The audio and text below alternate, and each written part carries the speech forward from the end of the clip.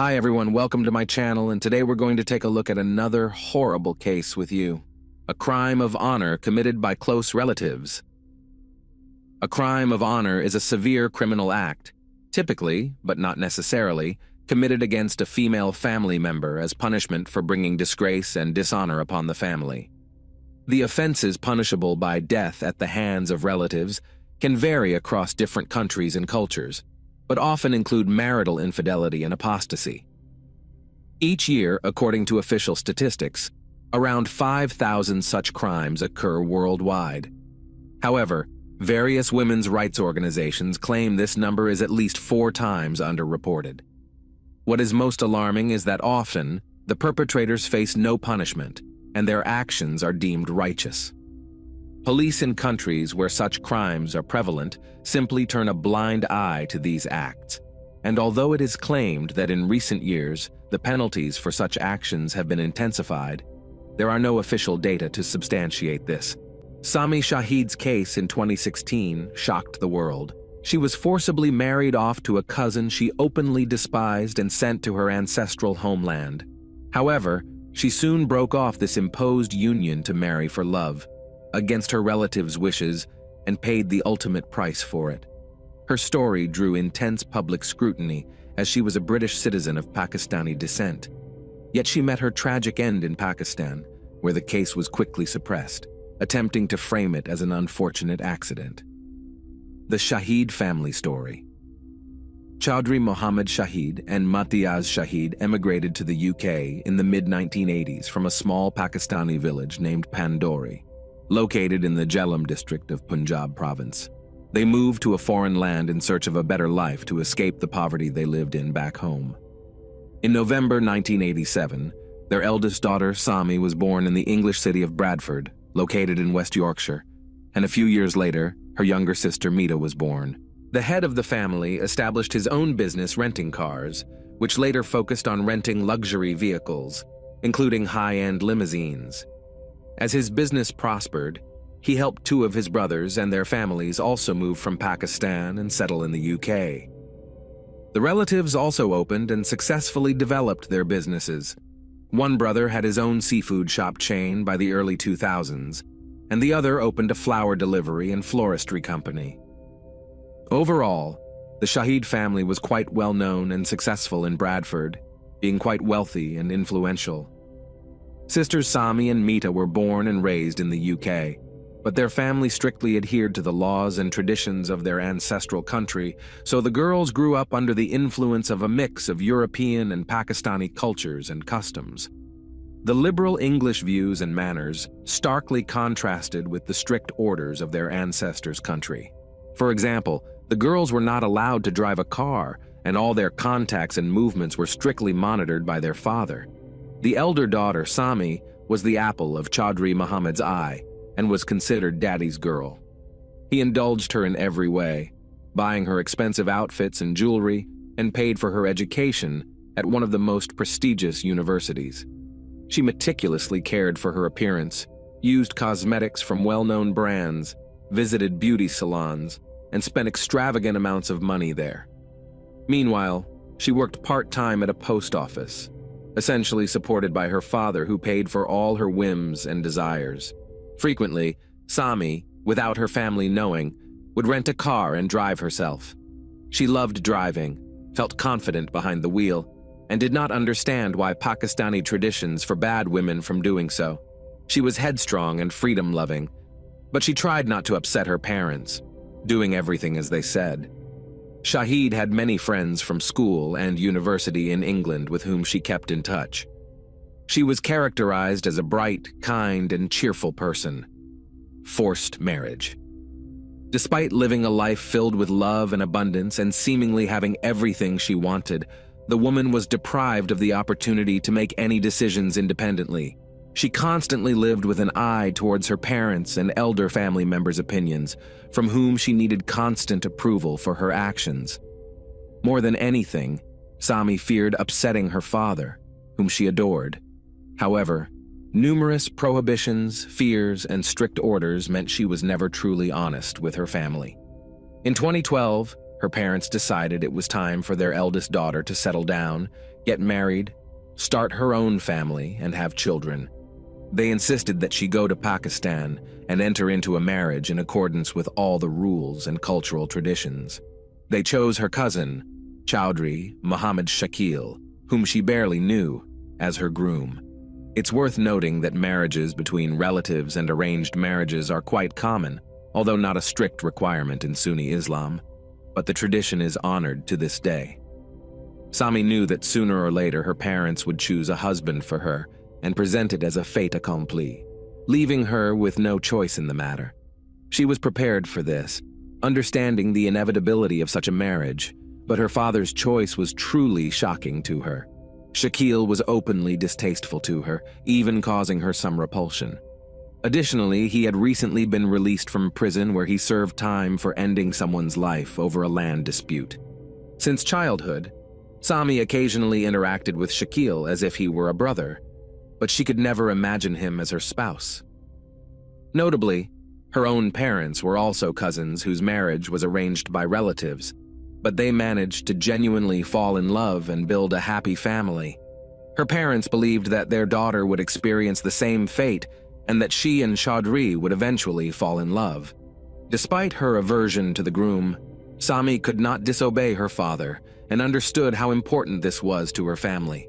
However, her mother and younger sister Mita later claimed that no one forced her into the marriage, and given her complex and headstrong character, it would have been impossible to do so physically or morally. She married voluntarily, without any coercion. In early February 2012, the decision about the upcoming wedding was finalized at a family council. The following couple of weeks, her parents and aunt and uncle, future in-laws, took the bride shopping, where she chose everything she liked, and they paid for expensive outfits, jewelry, accessories, cosmetics, and so on. Sami was denied nothing, but it all seemed as if she was being purchased. Likely that was indeed the case. The bride pretended to be caught up in the wedding preparations, but inwardly she felt like a hostage. She already understood that this marriage would not bring her happiness, but would be a real punishment. However, she could only discuss this with her friends, not her family. At home, she needed to appear happy, discuss the details of the upcoming celebration, and prepare for her departure to Pakistan. On February 20th, 2012, the young woman boarded a plane and, while in the cabin, sent a message to a close friend saying she was flying thousands of miles to make the biggest mistake of her life, but she had no choice. Later, she sent several more messages in which she confessed that the mere sight of the groom made her nauseous, and she could not stand to be near him. On February 27th, a lavish wedding was held for Sami and Chaudhry in Pandori, attended by about 1,000 people. The celebration lasted 4 days, and as a wedding gift, her parents presented the newlyweds with their own luxurious 2-story house, located next to their family home in the same province of Pandori. However, the young woman understood that this rich and beautiful house would become a real prison for her, where she would be forced to live with a man she did not love. Return to the United Kingdom. Family life, predictably, did not bring Sami happiness. She still detested her now lawful husband and realized she could neither love this man nor even grow accustomed to him. But 4 months later, in mid-June 2012, the young woman returned to her native Bradford to sort out some issues and help her husband with the immigration documents for obtaining British citizenship. She was supposed to apply for a spousal visa for Shakil, but she was in no hurry with this, enjoying the illusion of freedom and the opportunity to not see her unloved husband for some time. When Sami finally started processing the documents, she learned that their wedding ceremony, conducted according to all the canons of Sharia, was just a marriage contract between Muslims, but had no legal force in the United Kingdom.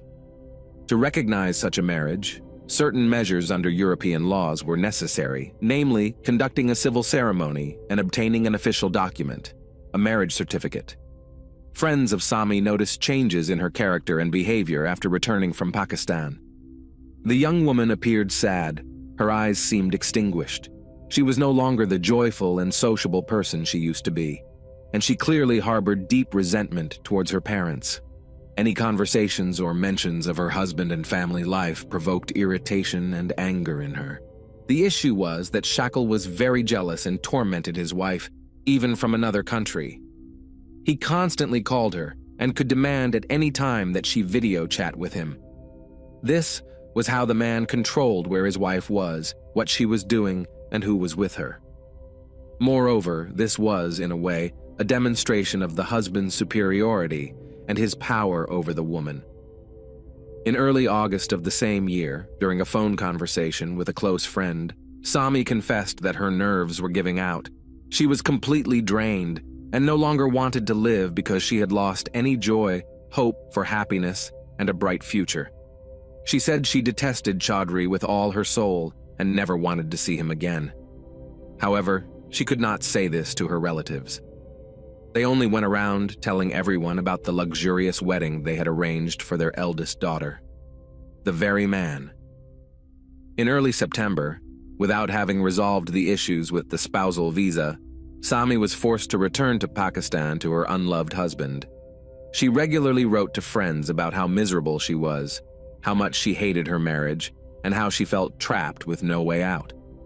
This continued for several months, but then she began to complain less frequently, and her mood changed.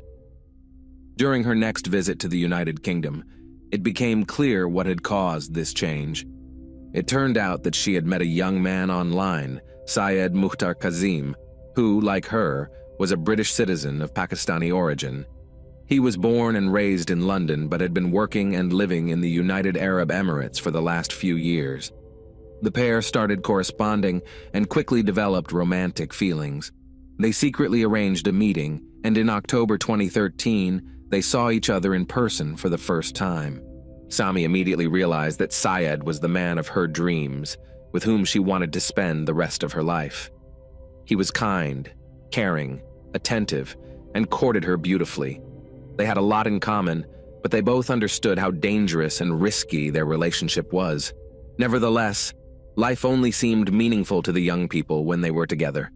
She openly told her beloved about the situation she was in and said she was ready to end her marriage to start anew with Syed. However, she could not get a divorce through a British court because, according to local law, she was not married at all. Divorce and new marriage. In the spring of 2014, Shahid decided to speak with Shakil and asked him for a divorce, but he rudely refused, stating that she would belong to him until the end of her days.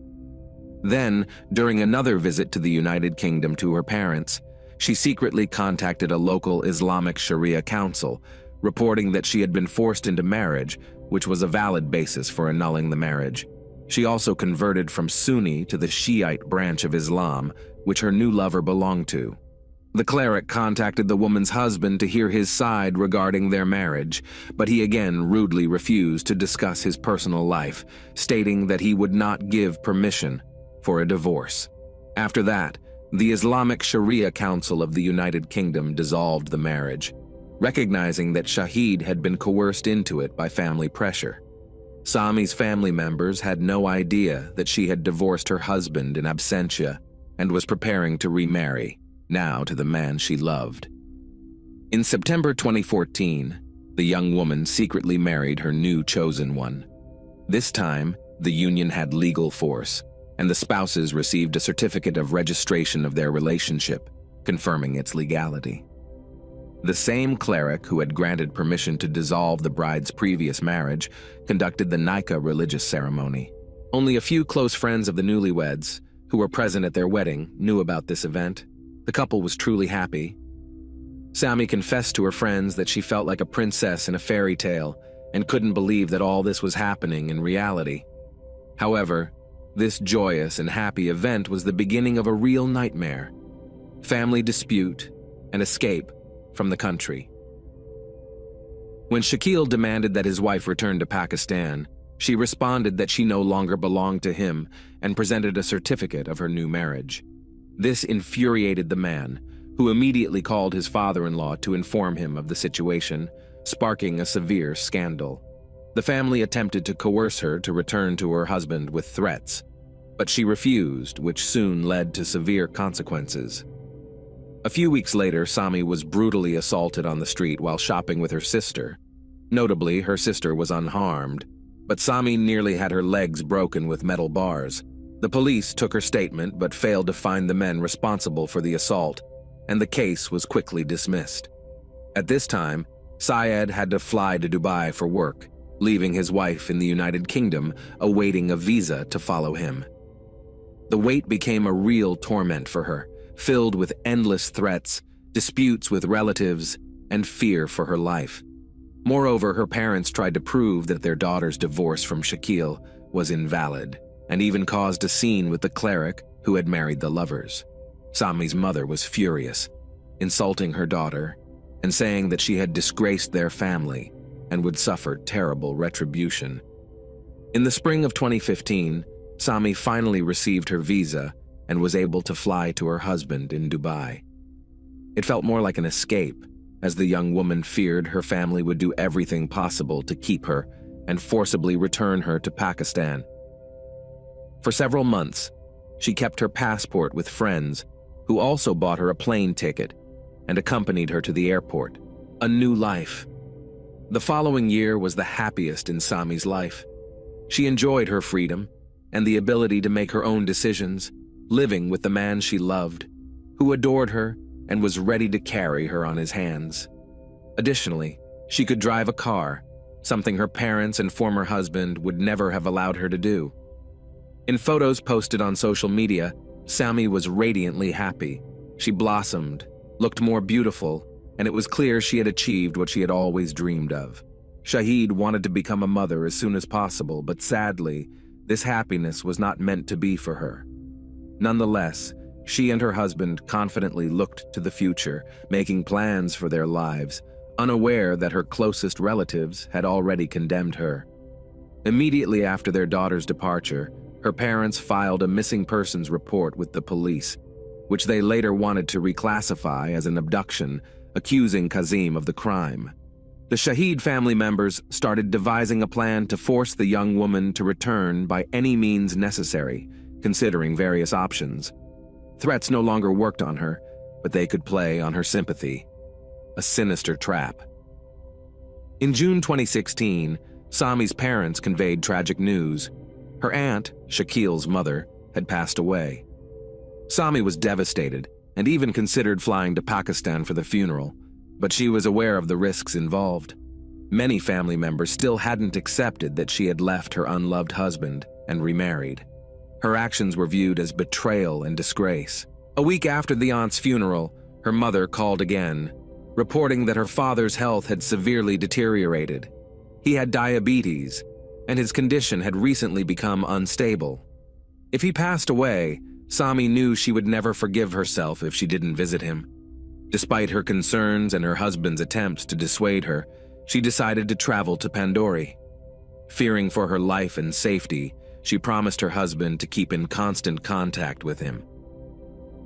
On July 14, 2016, Shahid arrived in Pakistan and first went to a close friend's house.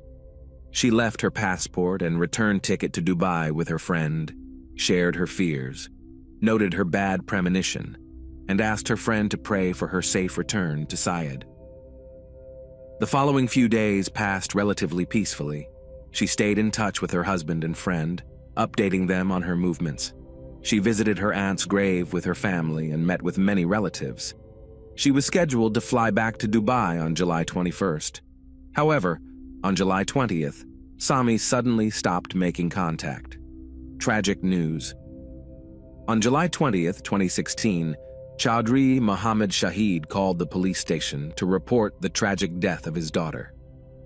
When law enforcement arrived at the house where Sami had lived with her first husband, they found her lifeless body at the bottom of the stairs. Unfortunately, it was too late to help her. There were several visible bruises on her body, which, according to her parents, she sustained from falling down the stairs, and a small amount of pinkish foam was found coming out of her mouth. According to her father, Sami likely had a heart problem, fell, and rolled down the stairs. Since no one was home at the time, she was not assisted promptly, and she passed away. When asked about the whereabouts of the deceased's husband, Chaudhry stated that he had gone out on business. The police found no signs of foul play at the scene and did not open a criminal case, leaving the final determination to the forensic experts. An autopsy was conducted on the same day, yet the pathologist found no signs of violence, and the conclusion was that her death was due to natural causes. She was buried within a few hours of her death. Sami's sudden demise was not considered suspicious and raised no questions, except from her grieving husband. When Kazim was informed of his wife's sudden death from a heart attack, he couldn't believe it. Moreover, the press called the young woman's death a voluntary departure from life due to depression over her inability to have children. However, this version was contested by Shahid's relatives, who claimed she lost consciousness on the stairs and broke her neck while falling. Investigation and the grim truth. Syed Muhtar flew to Pandori on the first available flight and went straight to the police station to report that his wife was deprived of her life by her relatives and former husband. He described the forced marriage and her escape, as well as threats from her family. This information fundamentally changed the case. The authorities recognized it as an honor crime, but the body had already been buried, and the official report stated that Shahid died of natural causes. However, as the deceased was a British citizen, Kazim sought to involve European law enforcement and the media in the investigation. Initially, Sami's father agreed to an interview and tried to portray Syed Muhtar as an imposter and extortionist.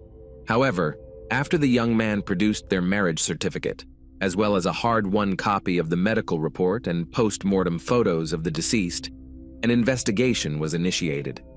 The report noted bruises on the deceased's neck and legs and traces of male seminal fluid on her body, indicating that she had intimate relations shortly before her demise. But with whom, if Shakil was supposedly not at home that day? Kazim held a press conference, presenting all the evidence he had, including text, voice, and video messages from Sami, in which she repeatedly expressed fear for her life.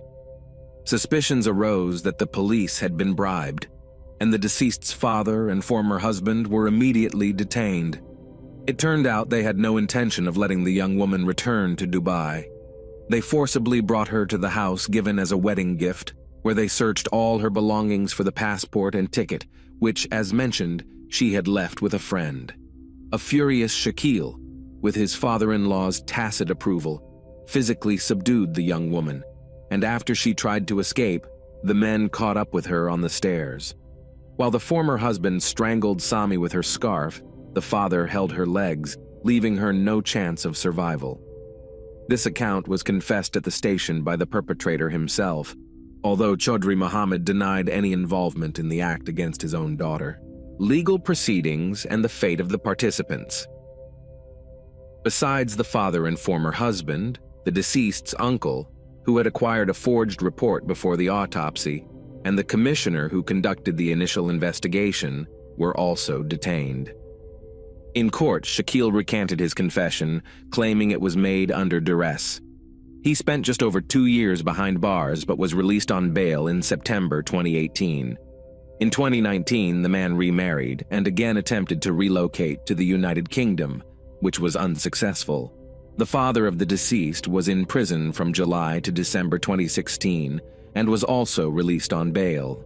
He passed away in January 2018 at the age of 52 due to exacerbated health problems, never admitting guilt or involvement in his daughter's demise. The deceased's uncle and the commissioner were also released in the fall of 2016 without facing any consequences.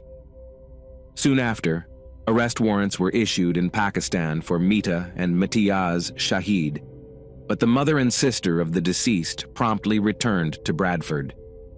Mita later gave a substantial interview in which she attempted to discredit Sami and her second husband, blaming them for the downfall of the once happy Shahid family. Thanks for watching, guys. Subscribe to my channel. There are many shocking stories ahead of you.